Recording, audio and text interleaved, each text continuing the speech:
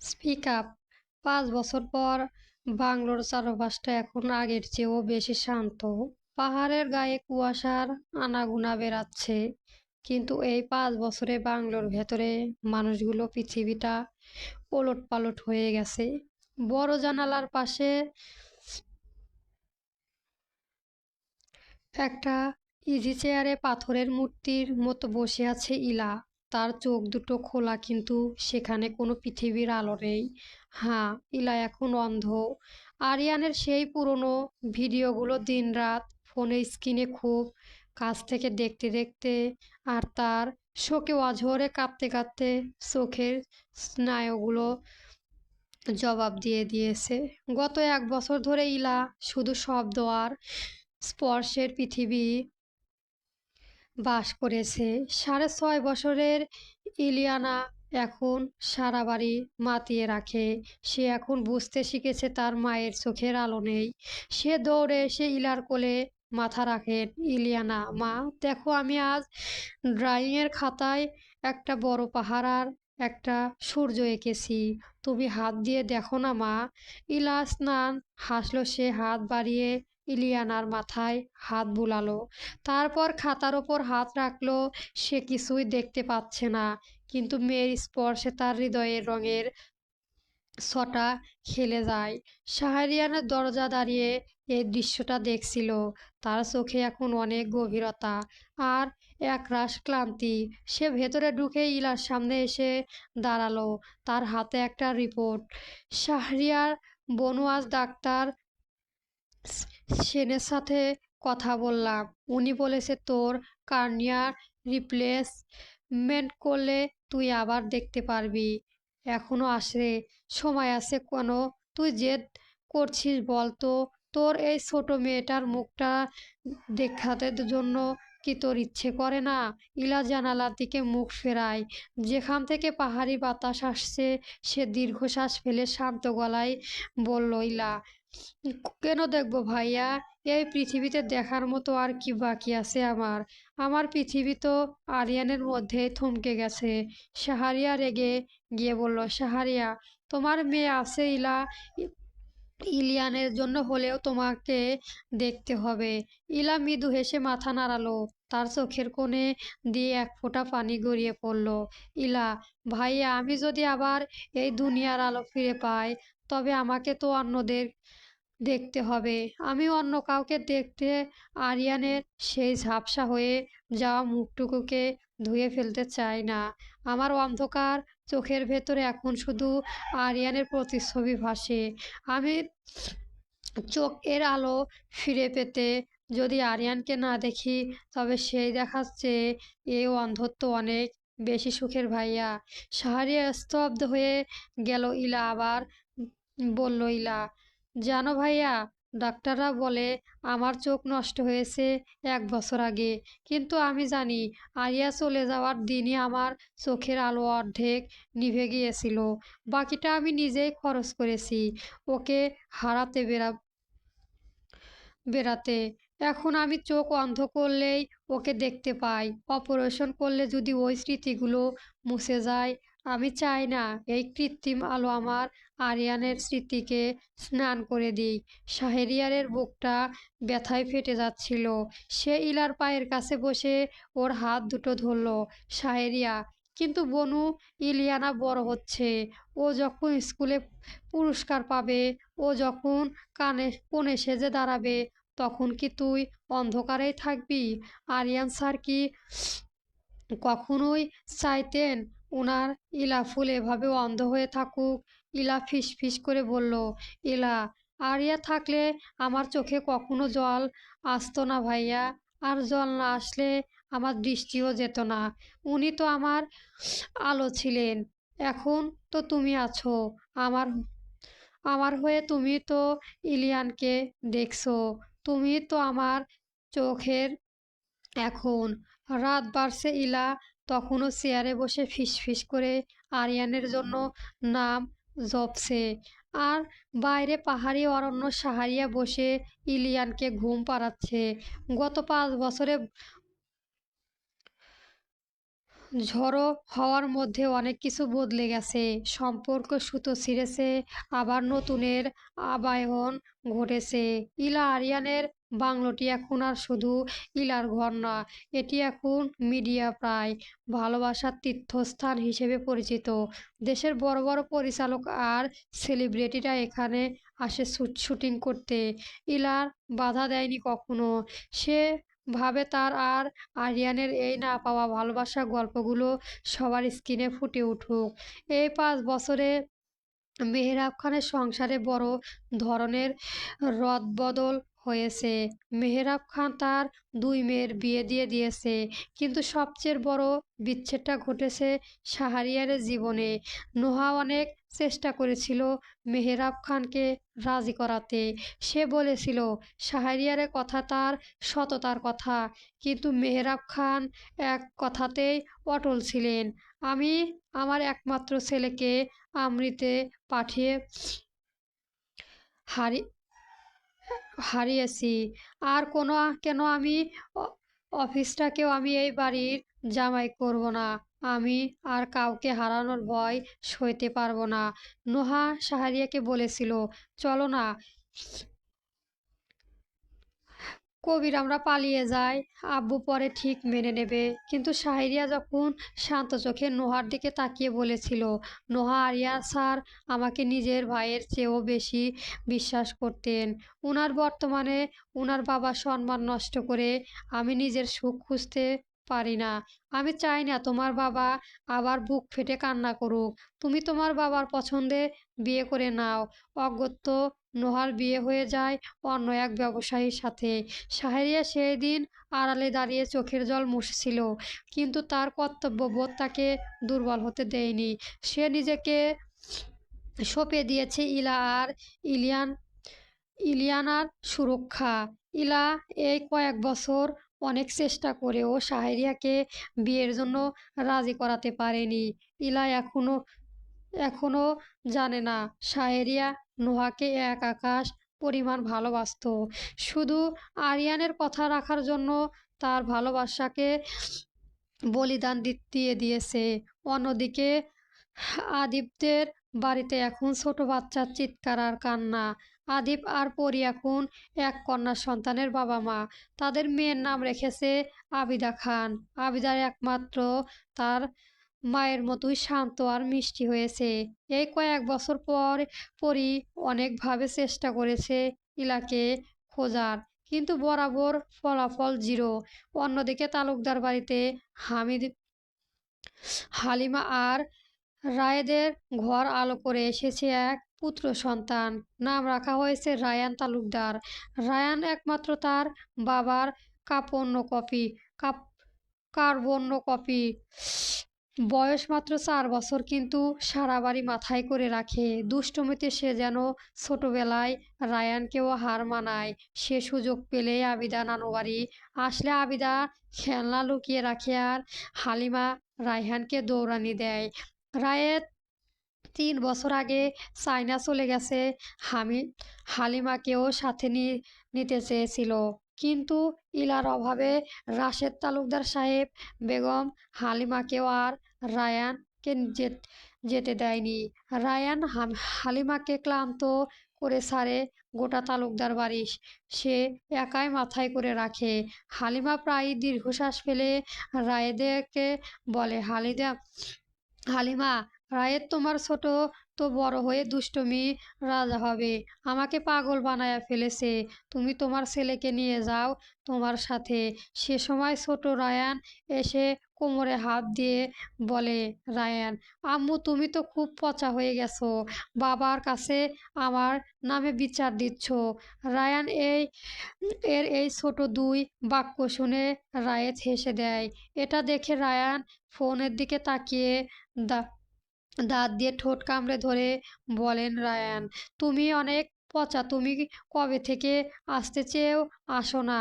আমি কারোর সাথে কথা বলবো না, কেউ আমাকে ভালোবাসে না, আমি এই বাড়ি থেকে চলে যাব।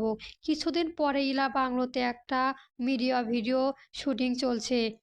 মিউজিক ভিডিও শুটিং চলেছে। নামি এক গায়ক গান গাইছেন, সাথে সেও আসছে শুটিংয়ে। কোলাহলের মাঝেও ইলা তার ইজি চেয়ারে স্থির হয়ে বসে আছে। তার চোখ দুটো খোলা, কিন্তু সে চোখের মণি নড়ছে না। শাহরিয়া আর ইলিয়াম দূর থেকে শুটিং তারা তারকি করছিল। ইলিয়ান দেখলো একজন নামকরা গায়ক, ঘরের পিছনে একটা বাটারফ্লাই টার্টল আছে, দেখতেও অনেক সুন্দর। ইলিয়া বলল, ইলিয়ানা, ওয়াও ম্যাম, এই গায়ক দেখো, ঠিক যেন কেক পুপ আইলদের মতো। আর দেখো, জ্যাংকুং এর মতো ট্রাঙ্কটু আছে। শাহরিয়া, রাজকন্যা, তুমি কিন্তু একটু বেশি ফোনের প্রতি অ্যাডিক্টেড হয়ে গেছো। তোমার মামুনি জানলে তোমাকে আমাকে দুজনকে বের করে দিবে। ইলিয়ান তার ছোট দুই হাত মুখে চেপে হেসে বলল, ইলিয়ানা, আচ্ছা, ফোন দেখা বাদ দিতে পারি যদি তুমি আমাকে এই সিঙ্গারের সাথে আমার ছবি একটা ছবি আর অটোগ্রাফ এনে দাও তাহলে। শাহেরিয়ার মাথা চুলকে বলল শাহেরিয়া, তুই বড্ড পাকনা হচ্ছিস রাজকন্যা দিন দিন। আচ্ছা চল, তোর আলাদিন তোর এই ইচ্ছেটাও পূর্ণ করে দিবে। এই বয়সে বাচ্চারা যা দেখে তাই ভালো লাগে, তাই এটা কেউ সিরিয়াস নিবে না। দুইজন চলে গেল সিঙ্গারের কাছে। শাহেরিয়া ডাকার সাথে সাথে সেই গায়ক পিছনে ফিরে তাকালো। শাহেরিয়ান, বিরক্ত করার জন্য সরি। আসলে আমার ভাগ্নি আপনার সাথে সেলফি তুলতে চায়। সিঙ্গার ইলিয়ানা কিউটনেস দেখে ইলিয়ানকে কোলে তুলে নিল। সিঙ্গার ইলিয়ানকেও তার নাম জিজ্ঞেস করলো। ইলিয়ানা তার নাম, তার ফুল নাম বলল। ইলিয়ানা নিজের নাম বলে সিঙ্গারকে তার নাম জিজ্ঞেস করলো। সিঙ্গার একটু হেসে বলল, আমার নাম লিয়ান চৌধুরী। ইলিয়ানা, ওয়ান ওয়াও, আপনার নাম তো তো আপনার মতোই সুন্দর। আচ্ছা, এখন আমাকে অটোগ্রাফ দিন। লিয়ান যখন ইলিয়ানের ডায়েরিতে অটোগ্রাফ দেওয়ার জন্য ডায়েরি খুলে, তখন দেখে ইলিয়ানা আর ইলার একটা ছবি। সেটা দেখে লিয়ান বলে ওঠে, ইলা, ইলিয়ান, আরে ইলানা, ইলিয়ান, আম্মা, আম্মুর নাম ইলিয়ান। লিয়ান নাদিয়া নাদিয়া করে জোরে জোরে চিৎকার দিতে লাগলো। একটু পরেই নাদিয়া চলে আসলো। নাদিয়া, কি হয়েছে লিয়ান? Anything wrong? লিয়ান, ইলাকে খুঁজে পেয়েছি। কতই না খুঁজেছি এই 7 বছর।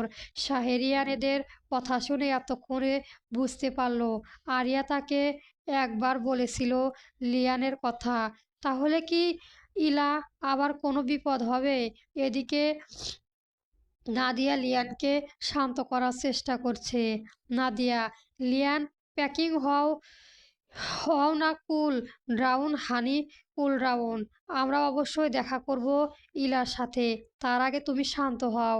নাদিয়া লিয়ানকে শান্ত করে শাহরিয়ারের সাথে কথা বলার শুরু করলো। কিভাবে 7 বছর আগে লিয়ান অসুস্থ হয়েছিল, তারপর মালদ্বীপে গিয়ে ইলার সাথে দেখা হওয়ার পরে আরিয়ানের মৃত্যুর খবর পেয়ে লিয়ান ইলাকে দেখার জন্য তার শ্বশুরবাড়ি পর্যন্ত যায়, কিন্তু সেখানে গিয়ে শোনে ইলা হারিয়ে গেছে। এরপর থেকে লিয়ান অনেক খুঁজে, কিন্তু পায় না শাহেরিয়ান। কিন্তু ইলাকে খোঁজার কারণ কি? নাদিয়া, লিয়ান ইলাকে সরি বলতে চায়। অসুস্থ থাকার কারণে লিয়ান অনেক খারাপ কিছু করে ফেলেছে ইলার সাথে, তাই সে সরি বলতে চায়। ইলা এত কষ্ট কাছ থেকে সব শোনার পরও লিয়ানের বুকের ভেতরটা অপরাধবোধের ছিঁড়ে যাচ্ছিল। যে ইলার জীবন সে অতিষ্ঠ করে তুলেছিল, তার প্রতি তার একতরফা আসক্তি আর সুস্থ আচরণ আরিয়ানের সাজানো সংসারকে বরাবর হুমকির মুখে ফেলেছিল। আজ সে ইলার সামনে দাঁড়ানোর সাহস সঞ্চয় করে যখন দেখা করতে গিয়েছিল, তখন আর সেই ইলাকে পেল না। শাহরিয়ার সব কথা শুনে লিয়ানকে আর নাদিয়ানকে নিয়ে গেল ইলার সাথে দেখা করতে বাড়ির ভেতরে। শাহেরিয়া আগে আগে হেঁটে গিয়ে ইলার ইজি চেয়ারের সামনে দাঁড়ালো। শাহেরিয়ার, বনু, তোর সাথে কেউ দেখা করতে এসেছে। ইলা একটু চমকে ওঠে। সে শূন্য চোখে তাকিয়ে স্পষ্টভাবে হাসার চেষ্টা করলো। ইলা, কে এসেছে ভাইয়া? রূপগঞ্জ থেকে কি আমার হবু ভাবি এসেছে? লিয়ান ধীরে ধীরে এগিয়ে এলো ইলার কাছে। ইলা, আমি লিয়ান। ইলা কণ্ঠস্বরটি চিনে উঠতে কয়েক সেকেন্ড সময় নিল। স্মৃতি হারতে হারতে 7 বছর আগে সেই বিভীষিকামান সময়ের কথা মনে করল। ইলার বুক একটু কেঁপে উঠল। লিয়ান, লিয়ান চৌধুরী।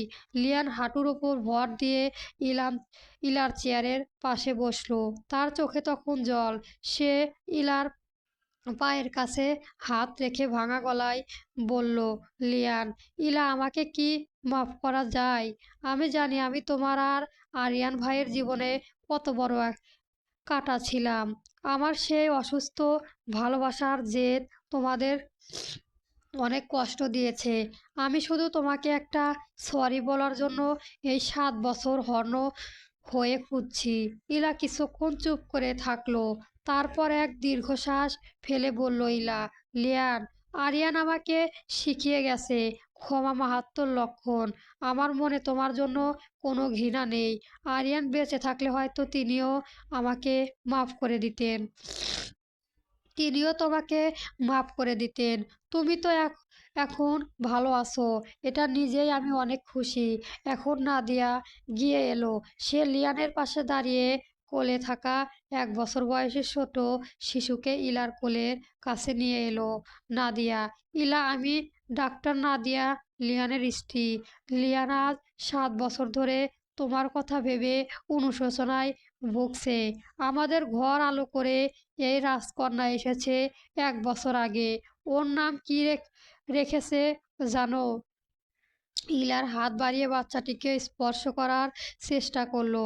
লিয়ান বাচ্চাটিকে ইলার কোলে আলতো করে বসিয়ে দিল। লিয়ান, ওর নাম রেখেছি ইলা। আমার জীবনের করা সব ভুলের চিত হিসেবে আমি চেয়েছি আমার মেয়েটাও যেন তোমার মতোই পবিত্র একটা মনের অধিকারী হয়। আর ইলা নাম এই জন্যই রেখে যাব, আমার ভেতরে পশুটাও যেন না বের হতে পারে। ইলার ঠোঁট এক স্বর্গীয় হাসি ফুটে উঠল। সে ছোট ইলা তুলতুলে গাল স্পর্শ করে বলল, অনেক সুন্দর নাম। যে ও যেন ওর বাবার মতোই জেদি না হয়ে মায়ের মতো ধৈর্যশীল হয়। কথার মাঝখানে লিয়ান হঠাৎ খেয়াল করলো ইলা বাচ্চাটিকে কোলে নিয়ে আদর করেছে ঠিকই, কিন্তু সে বাচ্চার দিকে তাকাচ্ছে না। লিয়ান নিজের হাত ইলার চোখের সামনে নাড়ালো, কিন্তু ইলার কোনো প্রতিক্রিয়া নেই।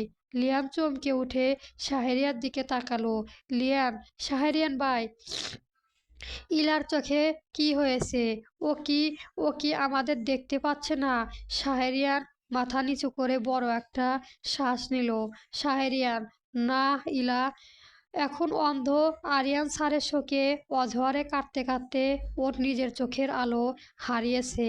আমি অনেকবার বলেছি অপারেশন করতে, কিন্তু ও রাজি হয় না। ওর এক কথা, ও আরিয়ান ছাড়া আর কাউকে এই চোখ দিয়ে দেখতে চায় না। লিয়ান স্তব্ধ হয়ে ইলার দিকে তাকিয়ে রইল। সে বিড়বিড় করে বলল, এত ভালোবাসা মানুষের জন্য একটা মানুষ নিজের চোখ বিসর্জন দিতে পারে? লিয়া নাদিয়ার দিকে তাকালো। নাদিয়াও তখন ফুপিয়ে কাঁদছে। লিয়ান আবার কাছে বসলো।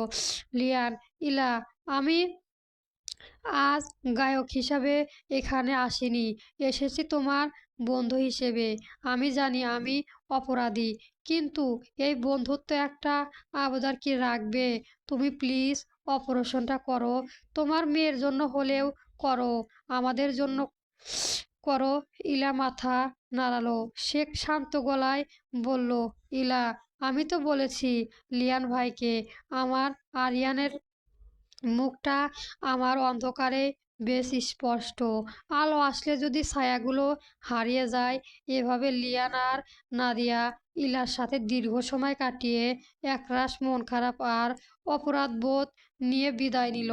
যাওয়ার সময় লিয়ান শাহেরিয়ার সাথে কথা বলে গেল সে বড় বড় ডাক্তার চোখের ডাক্তারের সাথে কথা বলবে, যাতে ইলার এই অন্ধকার কাটানো যায়।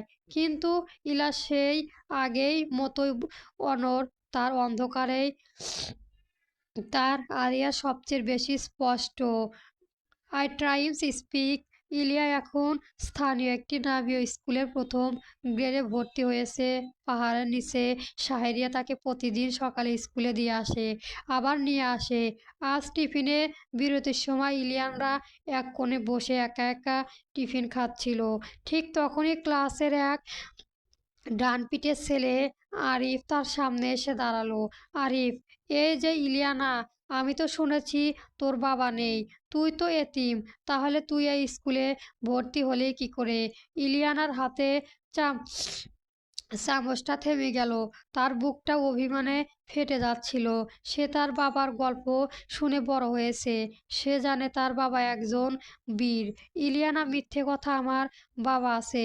আমার বাবা আম্মুর কাছে ফিরে আসবে আমি জানি। আরিফ খিলখিল করে হেসে উঠল আরিফ। আরে পাগল, যার বাবা মরে যায় সে কোনোদিন ফেরে না। তুই একটা ফাদারলেস চাইল্ড। কথাটা সহ্য করতে পারল না ছোট ইলিয়ানা। সে ঝাঁপিয়ে পড়ল আরিফের উপর। শুরু হলো ধস্তাধস্তি। কিন্তু আরিফ বয়সে একটু বড় হওয়ায় সে ইলিয়ানকে জোরে এক ধাক্কা দিল। ইলিয়ানা ছিটকে গিয়ে সিমেন্টের বাঁধনের চরতে পড়ে গেল। তার কপালটাও ঘষতে রক্ত বের হতে শুরু করলো। ইলিয়ানা অসহ্য যন্ত্রণা আর ভয়ে চিৎকার করে উঠল, ইস বাবা! ঠিক সেই মুহূর্তে স্কুলের করিডরে এক দীর্ঘ ছায়া পড়ল। ভাবি সু সু এর শব্দ চারপাশটা যেন কেঁপে উঠল। সেই ছায়াটি দ্রুত এসে ইলিয়ানার সামনে দাঁড়ালো। ছেলেটি ইলিয়ানকে আলতো করে মাটি থেকে তুলে নিল। ইলিয়ানা যন্ত্রণায় চোখ বন্ধ করে কাঁদছিল। কিন্তু হঠাৎ একজোড়া বলিষ্ঠ হাতে স্পর্শ সে শান্ত হয়ে গেল। মানুষটি খুব শান্ত পড়লে ইলিয়ানের স্কুল ড্রেসের ময়লা ঝরে দিল। নিজের ধবধবে সাদা রুমালটা বের করে ইলিয়ানের রক্তাক্ত কপালটা চেপে ধরল সে। ইলিয়ানা ধীরে ধীরে চোখ মেলালো। তার সামনে যেই মানুষটি দাঁড়িয়ে আছে তাকে সে ড্যাব ড্যাব করে তাকিয়ে রইল। উচ্চতা প্রায় 5 ফুট 11 ইঞ্চি হবে। গায়ের রং দুধের আলতা ফর্সা। পরনে নেভি ব্লু রঙের একটি শার্ট, যা তার সুঠাম বডি ফিট শরীরের সাথে দারুণ মানিয়েছে। চোখে একটি চিকন ফ্রেমের চশমা, যা আড়াল থাকা তীক্ষ্ণ চোখ দুটোতে এখন একরাশ মমতা আর গভীরতা। তার চুলের কাট অন্তত পরিপাটি, আর চেয়ার চোয়ালের হাড়গুলো ধারালো স্বরের পরিচিত দিচ্ছে। তাকে দেখতে ঠিক যেন কোনো রূপকথার রাজপুত্র কিংবা কোনো অভিজাত ব্যক্তিত্বের মতো। ইলিয়ানা অবাক হয়ে তাকিয়ে রইল। তার মনে হলো এই মানুষটির সুগন্ধটা খুব পরিচিত, ঠিক যেন তার মায়ের ঘরে থাকা পুরনো পারফিউমের মতো, যেটা ইলা কাউকে নাড়াতে দেয়নি। পুরুষ নারীটি নিচু স্বরে বলল, ভয় পেও না ছোট প্রিন্সেসের, কিচ্ছু হয়নি তোমার। কণ্ঠটি এতটাই গম্ভীর এবং মায়াবী যে ইলিয়ানার কান্না মুহূর্তই থেমে গেল। সে তার ছোট হাত বাড়িয়ে লোকটির চশমাটা একটু ঠিক করে দিল। ইলিয়ানা, আপনি তো আপনি তো আপনাকে আমার অনেক কাছে কাউকে মনে হচ্ছে। পরবর্তী গল্প পেতে আমার চ্যানেলটা অবশ্যই সাবস্ক্রাইব করে রাখবেন। ধন্যবাদ। চলবে।